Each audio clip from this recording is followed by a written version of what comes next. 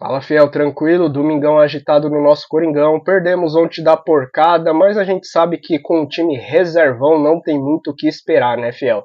A porcada aí comemorando de ter ganhado do nosso reserva como se fosse um título, porque estava engasgado a final do Paulistão. Mas a gente sabe, na minha opinião, pelo menos, não sei a sua, deixa nos comentários, o time titular do nosso Coringão é sim bom. Tem bons nomes, boas peças e pode brigar por coisas grandes ainda esse ano. Mas quando a gente conta ali com o time reserva, tirando para mim Thales Magno e Coronado, que podem ser bem aproveitados nesse time, o restante ali não tem capacidade de vestir a camisa do Coringão. Augusto Melo e Fabinho, precisamos contratar peças de reposição. Vamos ver o que a mídia tá falando aí do nosso Coringão, as últimas informações. Se inscreva aí no canal, deixa o seu like e deixa a sua opinião nos comentários. Vamos pro vídeo. Henrique, a gente está falando de Garro, a gente está falando de Angeleri, você citou inclusive aí no começo. A gente tem a opção da saída do Félix Torres, tudo bem ter sequência de jogos, mas teve uma opção técnica. Também. Clara. Acho clara, difícil defender o Félix né? Torres. Muito complicado. Atualmente como titular. Né? Mas até que ponto... E do Hugo, né? É bom falar. E do Hugo, né? Porque tem muito... Acho que a gente podia discutir, até porque o Hugo tem muito torcedor do Corinthians atribuindo a ele a derrota, o que me parece meio absurdo. Não, perfeito. Mas a gente pode discutir. Vamos falar nisso porque eu escutei demais também. Ah, lá, tá vendo? Aí até a história... Atribuindo ele não, né? Atribuindo ao Donelli. A ausência do... O folclore do chama-gol, tem toda essa história. A gente vai falar sobre isso, mas diga lá, André. A minha impressão é que se o Angeleri tivesse disponível, o plano teria sido muito semelhante à visita ao Allianz no primeiro jogo da decisão do estadual. Talvez o Abel tivesse até pensado que isso aconteceria, embora sem esse jogador que marcou tão bem o Estevão, muito provavelmente, com esse jogador que estaria em campo para marcar o Estevão, seria um estímulo para o Estevão jogar de uma forma diferente do que fez, porque foram 2 jogos em que o Angeleri marcou muito bem. Sim. Marcou em Itaquera também no segundo jogo. O Estevão pouco fez, ele foi contido pelo lateral do Corinthians. A escalação do Bidu não é para marcar ninguém, porque não é essa a característica dele. Então tem um jogador a mais no meio de campo para tentar fechar um espaço. O que é perigoso com um jogador como esse, que cria espaço. Hoje, lembrando do início do Estevão, as primeiras partidas do período em que ele, como disse o Jean, jogava demais e ninguém conseguiria imaginar outro jogador do Palmeiras, quem quer que fosse jogando por ali, ele era um cara que, se a marcação chegava perto, era driblada. Se a marcação dava espaço, era ultrapassada. Não tinha. Durante algum tempo, ele foi um jogador imarcável. E o Corinthians conseguiu solucionar esse problema nos 2 jogos da decisão estadual. Hoje, entre o Romero, a minha impressão é que era uma tentativa de recriar o sistema, mas já estava tudo dando errado, né? No momento em que se começa a pensar em alguma coisa. Com 20 minutos, o Palmeiras ganhava por 2-0. O Corinthians não teve condição de competir. 20 minutos é muito pouco tempo para você estar num buraco tão grande num jogo como esse. A chance de acontecer um outro empate heróico com uma cobrança de falta, lembra desse? Sim. Barueri. Foi mais ou menos isso aí. O Corinthians perdia também por 2-0 até o final. 2 jogadores expulsos? Quantas vezes isso vai acontecer? Poucas vezes. É um evento raro. Às vezes fica muito claro que o Corinthians tem pouco repertório como time de futebol, coletivamente falando. Tem jogadores tecnicamente muito bons, do meio para frente. Quando o Garro não está, é um outro time. Se o Garro está hoje, é um problema a mais para o treinador adversário decifrar e marcar. Eu acho que quando o Corinthians não tem esse jogador em campo, pela capacidade de leitura que ele tem, de tornar os seus companheiros melhores, de dar assistências para o Yuri Alberto, fazer o Memphis jogar um pouco mais, também participar, chegar, bom chute de fora da área. Os gols que o Palmeiras fez hoje são gols que o Garro normalmente tenta fazer e muitas vezes consegue. Mas quando não tem, e não terá, pelo jeito, né? Não terá íntegra um jogador, aquilo que ele é capaz de fazer, no melhor da sua forma, ninguém sabe quando isso vai ter de novo. O jogo que decidiu o Campeonato Paulista, que foi o primeiro, o jogo do Allianz, quando saiu o gol, né? O segundo jogo foi ali para evitar que saísse o gol. O Corinthians teve uma postura diferente no plano tático. Ele trouxe o Romero para fechar um lado, recuou um pouco o Memphis do outro, porque justamente sofria muito e tinha sofrido no tal jogo que o Abel faz menção muitas vezes, né? Que o Palmeiras deveria ter vencido o jogo da fase de classificação, que tem um pênalti no final. pelos lados do campo, porque o Corinthians, com o losango de meio, ele deixa o corredor lateral muito exposto. E ele bloqueou esse corredor lateral, esses dois corredores laterais, no primeiro jogo da final, saiu com a vitória. Conseguiu bloquear no segundo, arrancou o empate, campeão. Hoje ele não fez isso. Hoje ele abre mão de dobrar a marcação pelo lado do campo.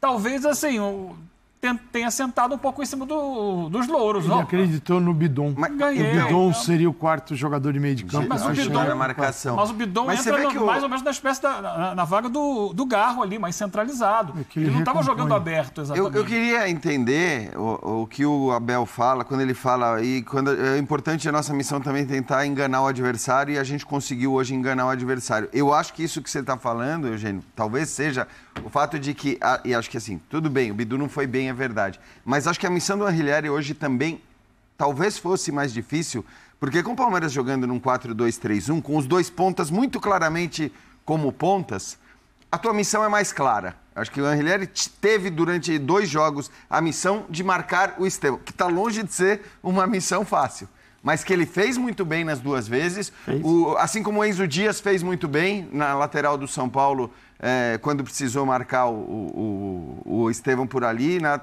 E agora é uma coisa diferente. Por quê? Primeiro, o Estevão tem uma movimentação maior. O Corinthians não estava com 3 zagueiros. Então, ali, o lateral esquerdo tem muitas vezes que se preocupar também com o Estevão, que, por mais que tenha mobilidade, é um cara que transita naquele setor do campo.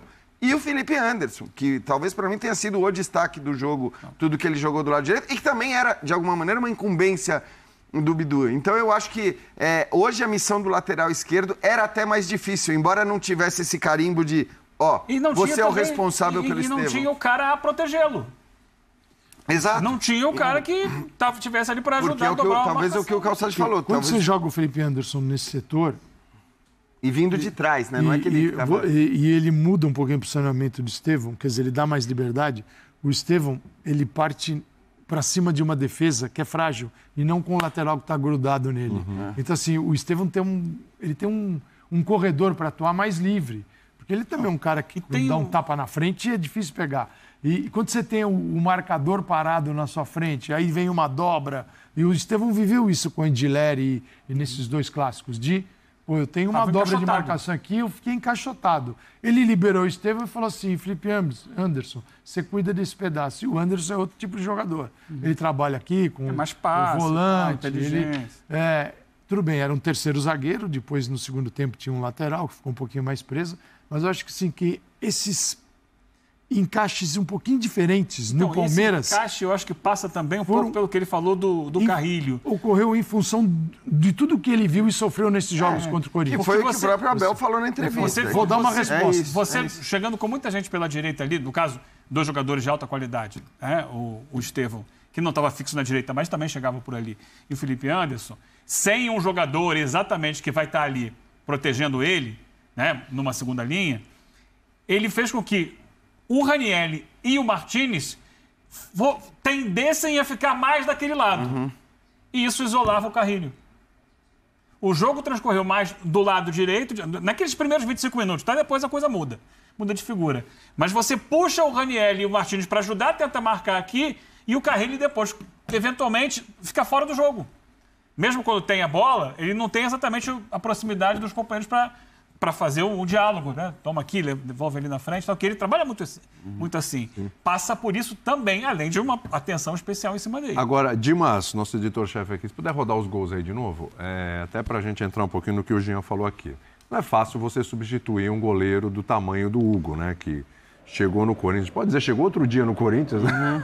E já trilha um caminho de idolatria para esse time aí, por tudo que vem fazendo. Pegou 2 pênaltis contra o Palmeiras aí no Campeonato Paulista, então em 2 jogos e tudo, fundamental. Fez um dos gols do título, um foi do Yuri Alberto, o outro foi dele fazendo defesa do pênalti. Mas aí a pergunta que fica é a seguinte, porque eu já vi esses gols, André, assim, o primeiro gol deu para ver já umas 20 vezes, o segundo gol por aí também. E eu tento encontrar a falha do Donelli. Eu não achei nenhum. Eu tento encontrar. Eu não acho. Ainda mais quando você vê o lance de frente, o chute, onde a bola vai, o limite que a bola chega, e não dá para chegar. Mas, olha, de novo. Especialmente nesse aí, tem bastante gente na frente. Não é? e uma impressão que fala, não, pela distância tinha que ter chegado, porque isso, aquilo. Veja aí por trás. Podia ter chegado mais perto. Podia ter chegado mais perto, mas aonde a bola foi, não chegava. Olha onde essa bola vai, né? E tem força, olha lá. É um chute que... Esse ângulo mostra bem, ó. Ó, até a curva que ela faz. Enfim, é muito difícil. Só que fica para o torcedor a impressão, pelo Hugo ser um goleiro com a capacidade que tem, pela envergadura, o tamanho que tem, que se fosse o Hugo, chegaria. A proposta é impossível, né? Porque o Hugo não estará no gol do Corinthians nesses 2 lances. Eu acho que o Donelli não pode ser culpado, mas é comum a procura de uma cabeça para entregar, né? Sobretudo quando existe... Para explicar. Acho que esse é meu ponto. Sobretudo quando existe uma predisposição. Por que eu estou dizendo isso? Tem mesmo. Porque se fosse o Hugo no gol e ele tivesse tomado exatamente os mesmos 2 gols... Silêncio. Ninguém estaria falando nada de que a culpa toda do Donelli. Tomou lá no jogo do Barcelona de Guayaquil. Jogada a ausência dele. Agora, eu faço uma distinção entre os dois, assim. Eu não estou dizendo que são bolas indefensáveis. Não é isso que eu estou falando. O primeiro gol, principalmente...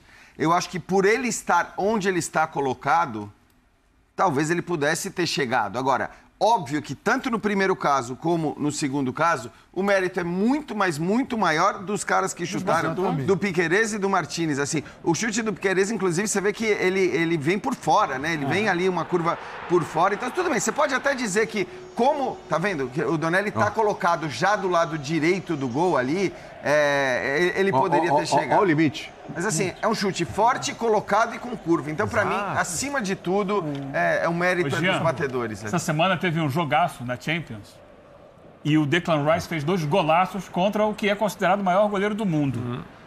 Alguém viu assim, eu inclusive reclamei de posicionamento de barreira, mas dele chegar na bola, alguém falou que o Courtois falhou? Não, mas o Sneijder falou que não foram cobranças tão difíceis assim.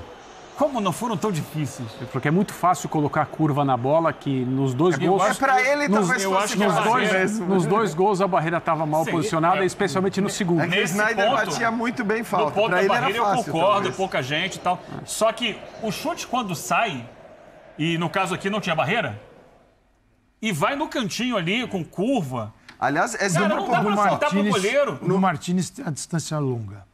Mais longa. Com muita gente na frente. A primeira batida é uma batida da entrada da área ali. A linha da grande área é 16 metros e 50 do gol. Então, você calcula, tá bom. A gente...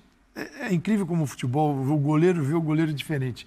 Quando você tem um centroavante nota 8 e você joga com um centroavante nota 6, o futebol é feito disso. Você não vai ter a mesma produção, senão todos são iguais, não são. Então, quando você está com o seu centroavante nota 8, sua chance de gol, de marcar, aumenta. Quando você está com o seu goleiro que é nota 8, ou 9, e ele não pode jogar, e tem o goleiro que é nota 7, 6, a sua chance de tomar gols que o outro não toma, ela aumenta. Cara, porque a gente julga, assim, o goleiro é julgado só ao nível da perfeição. Exato. Tudo que está abaixo da perfeição é falha. Cara, não é falha. Ele também tem níveis, como o lateral tem, os seus zagueiros têm, e aqueles que estavam fora da área, que deviam ter impedido o chute, não tinha ninguém. Cara, era um latifúndio, cara. Era um vazio. Estava todo mundo errado, só defendendo o gol. Aí sobra pro último. Então, isso é maravilhoso. Acho que sim. Primeiro, não faltavam meio-campistas no Corinthians, não faltavam volantes. E faltou combate. Claro. Né? Sobretudo no segundo gol, ali faltou um combate. Tava todo mundo mais atrapalhando o Donelli do que combatendo a finalização do Emi Martínez. E o segundo ponto, assim, para quem fala que a gente não entende nada de ser goleiro e tudo mais, o Fernando Praz, porque eu tenho absoluta admiração, é um baita comentarista, estava comentando o jogo no Premier, não falou um pio sobre falha de goleiro. Então, me parece que... E outra questão, assim, é o torcedor que está levantando isso? Né? O cara que é apaixonado pelo Corinthians está criando uma pressão em cima do goleiro, que é o que vai jogar as próximas partidas. Não tem outro. Isso é verdade. O Hugo é o titular. O Donelli não é o titular. O Donelli é o reserva do Corinthians. Então contrata um outro reserva. Você vai contratar o outro reserva, um grande goleiro, para vir ser reserva, aceitar ser reserva claro que não, né? do Corinthians? Não sei, talvez consiga. Um goleiro que não falhe ou que faça defesas milagrosas como as que se exigiram hoje do Donelli. Então, assim, para o torcedor, se é o torcedor que está levantando isso, é melhor não jogar pressão em cima dele, porque aí sim ele pode começar a falhar em jogos que virão pela frente E é em que fácil, o Hugo né? estará fora. Sem dúvida. É Fecha aí, da natureza do futebol, você resumir tudo a uma coisinha bem pequenininha, né? Claro. O jogo ele tem uma complexidade gigantesca e a gente está resumindo só a um goleiro. único jogador, ao goleiro. Então, tudo que houve de falha antes, o time mal articulado, o time mal posicionado, em bolas paradas, nesse jogo aqui, a entrada da área livre, tudo isso também tem uma responsabilidade da comissão técnica. Isso está esquecido, o jogador que entrou sem a intensidade do adversário, o adversário entrou, mas o adversário entrou assim, 78 rotações, e a vitrolinha do Corinthians estava quebrada. Então, isso não tem responsabilidade de ninguém. É só aquela bola que entra no gol, que era o goleiro, que talvez, sei lá, se fosse o Courtois pegasse, mas o mundo se fosse o Courtois, É o mundo Courtois do- não joga não chegou nas bolas não do- joga no do Corinthians. Declan Rice. Não chegou. Fiel, não vou ser hipócrita aqui de falar que o time do Corinthians não presta, que o time é um lixo, que o time não sabe jogar, não tem elenco, mas a verdade é que quando a gente precisa do time reserva, o time não rende, não tem como esperar a mesma coisa do titular. Na minha opinião, você pode deixar a sua nos comentários, a gente tem um bom time titular que pode brigar sim por grandes coisas ainda esse ano. Claro que eu ainda acredito que a gente precisa de um treinador melhor do que Ramon Dias, que para mim é fraco, pensa pequeno para o tamanho do nosso Corinthians. A gente só pode contar ali com Thales Magno e Igor Coronado desse banco de reserva, na minha opinião, podem ser bem aproveitados nesse elenco do Corinthians, e Igor Coronado, para mim, ele é injustiçado nesse time, ele poderia ser melhor aproveitado pela comissão técnica, mas também na hora que ele pode ter uma oportunidade, está lesionado mais uma vez, e nessas situações fica meio difícil defender Igor Coronado. Thales Magno caiu muito de rendimento depois que renovou com o Corinthians, será coincidência?